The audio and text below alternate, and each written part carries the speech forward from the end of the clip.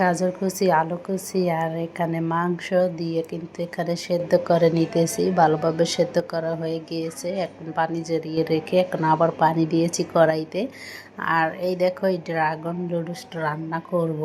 তার জন্য এই দেখো আমি কিন্তু এখানে প্যাকেট ছিঁড়ে নিতেছি। প্যাকেট ছিঁড়ে তারপরে ছোট করে নিব যাতে রান্না করতে সুবিধা হয়। আর রান্না করার সুবিধার জন্য ছোট করা। আসসালামু আলাইকুম, যে যেখান থেকে আমার ভিডিওটি দেখছো সকলেই কেমন আছো? আশা করি সকলেই ভালো আছো। আমিও আমার ফ্যামিলি নিয়ে আল্লাহর রহমতে ভালোই আছি। আর দেখা যায় এই ড্রাগন নুডলস বেশি একটা রান্না করা হয় না, মাঝে সাঝে রান্না করা হয়। তারপরেই দেখো আজকে কিন্তু রান্না করব। আজকে কিন্তু এই নুডলসগুলো রান্না করে খেতে কিন্তু অনেক মজার হয়েছিল। আমি কিন্তু ভেঙে নিতেছি, ভেঙে আর কি টুকরো করে নিতেছি, কারণ বড় বড় আমার নাড়াচাড়া করতে কেমন যেন অসুবিধা লাগে। তার জন্য এই দেখো আমি রান্না করতে চলে আসলাম। এখানে গরম পানি দিয়েছি, গরম পানিতে নুডলসগুলো দিয়ে কিছু সময় সেদ্ধ করে নিব। আর একটু সেদ্ধ করতে সময় লাগে বেশি, কারণ এই নুডলসগুলো অনেকটা মোটা হয়ে থাকে। তার জন্য এই দেখো হয় নাই, সেই বিধায় আমি কিন্তু আরও কিছু সময় সেদ্ধ করে নিলাম। কিছু সময় সেদ্ধ করে যেভাবে সেদ্ধ করতে পারো। তারপর সেদ্ধ করা হয়ে গিয়েছে, এখানে আমি এখন ঢেলে নিব। এখানে একটু গরম পানির মধ্যে জালির মধ্যে সেঁকে নিয়েছি, একটু ঠান্ডা পানি দিয়েছি যাতে নুডলসগুলো দেখো ঝরঝরা হয়ে গিয়েছে। ঠান্ডা পানি দিয়ে ধুয়ে নিলে ঝরঝরা হয়ে থাকে, তার জন্য। আর ঢেলে রেখে দিয়ে কেমন যেন দলা দলা হয়ে থাকে।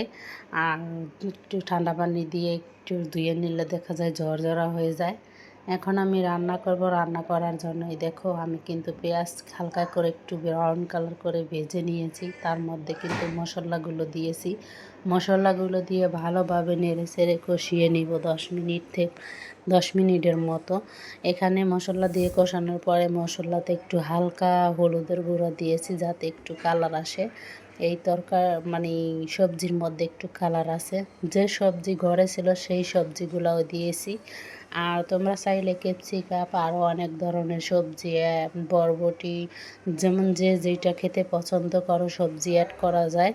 আমি কিন্তু অ্যাড করি নাই, এখানে আমি দিয়েও কাঁচামরিচ আমার ঘরে যা ছিল তাই আর দিয়ে রান্না করতেছি। দিয়ে দিলাম টমেটো, ফ্রোজেন করা টমেটো ছিল ফ্রিজে, ডিপ ফ্রিজে টমেটো রেখে দিয়েছিলাম। এখানে দিয়েছি মশলা দিয়ে এখন আবারও কিছু সময় নেড়ে চেড়ে ভেজে নিলাম। ভেজে নিয়ে দিয়ে দিলাম ডিম। আর এখানে 2টা ডিম দিয়েছি।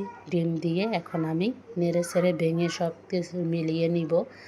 আর আমি যেভাবে রান্না করো, আমি আমার মতো করে রান্না করি। আমি এভাবেই বাসায় নুডলস রান্না করে খাই। আর আমার কাছে মনে হয় এভাবে রান্না করলেও ভালো লাগে। তোমরা কিভাবে রান্না করো আমি তো তা জানি না। অবশ্যই আমার ভিডিওটা ফলো করে দেখো আমি কিভাবে রান্না করি। এভাবে রান্না করেও খেতে পারো। অনেকে এভাবে রান্না করে, অনেকে অন্যরকম রান্না করে। ডিম দেওয়ার পরে আমি কিন্তু দেখো অনেক সময় একটু ভেজে নিলাম, আবারও 5 মিনিট, অনেক সময় বলতে 5 মিনিট ভেজে নিলাম। নিয়ে এই নুডলসগুলো আবার দিয়ে দিলাম। দিয়ে এখন নাড়াচাড়া করে দেখো ভালোভাবে মিশিয়ে নিব। আর এখানে কিন্তু এতটাও হলুদ হয় নাই, এখন হলুদ দেখাই এডিটের কারণে, কারণ এত হলুদ তো আর দেই নেই, হালকা করে হলুদ দিয়েছি। এখানে মিশিয়ে নেওয়ার পরে দিয়ে দিলাম টেস্টিং সল্ট। এখানে টেস্টিং সল্ট দিলে কিন্তু একটু খেতে ভালো লাগে, টেস্ট হয়। আর টেস্টিং সল্ট দেওয়ার পর এখানে দিব এখন আমি ম্যাগি মশলা, কারণ এটার সাথে তো কোনো মশলা নাই। এখানে কিন্তু আমি আরও একটা ধরনের মশলা অ্যাড করেছিলাম প্রথমে, যেটা হলো সবজির সাথে অ্যাড করেছিলাম। এখন দিব হলো ম্যাগি মশলা দিয়ে আবারও ভালোভাবে নেড়ে চেড়ে মিশিয়ে নিব। আমি এখানে 2 প্যাকেট দিয়েছি। তোমরা চাইলে কিন্তু যে যতটুকু পরিমাণ দিবা, আমি এক প্যাকেট নুডলসে প্রায় আমি ওই যে চাট মশলা দিয়েছি, আরও 2 প্যাকেট এখানে ম্যাগি নুডলসের মশলা দিয়েছি। এখানে এই মশলা দিয়ে ভালোভাবে নাড়াচাড়া করে দেখো, তারপরে নাড়াচাড়া করে আমি এখানে এই দেখো কিছু সময় জাল করে নিব। তোমাদের উদ্দেশ্যে একটা কথা বলতে চাই, যদি আমার ভিডিওটি ভালো লাগে অবশ্যই একটা লাইক দিয়ে পাশে থাকবে, একটা কমেন্ট করে যাবে কেমন হয়েছে আমার ড্রাগন নুডলস রান্না করা। তোমরা অনেকে অনেকভাবে রান্না করতে পারো, আমি আগেই বলেছিলাম। আমি কিন্তু এভাবেই রান্না করে খেলাম, ভালোই লাগে। এখন আমি দিয়ে দিব এটার মধ্যে সস। আমার সস দিতে মনে ছিল না, একদমই ভুলে গেছিলাম। কারণ একটু নুডলসের মধ্যে কিন্তু সস দিলে কিন্তু বেশিই ভালো লাগে। আমি একবারেই ভুলে গেছিলাম সস দিতে, এখন আবার একটু সস দিয়ে নিলাম। দিয়ে আবারও কিছু সময় একটু জাল করে নিব, হালকা চুলাটা মিডিয়াম আছে রেখে তারপরে আর কি জাল করে নিব। জাল করে এখন আমার নুডলস প্রায় রেডি হয়ে গিয়েছে। এখন আমি পরিবেশন করব। এই দেখো আমি প্লেটে পরিবেশন করতেছি। অবশ্যই আমার ভিডিওটা যদি ভালো লাগে তাহলে লাইক করে পাশে থাকবে, একটা কমেন্ট করে জানাবে। আর ভিডিওটি এই পর্যন্তই। সবাই ভালো থাকবেন। আল্লাহ হাফেজ।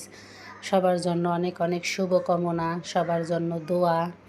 আর আর আগামীকালের আগামী ভিডিওর জন্য সবাই অপেক্ষা করো। আর সে পর্যন্ত সবাই সুস্থ থাকো, ভালো থাকো। সবার জন্য ভালোবাসা ও বিরাম। আল্লাহ হাফেজ।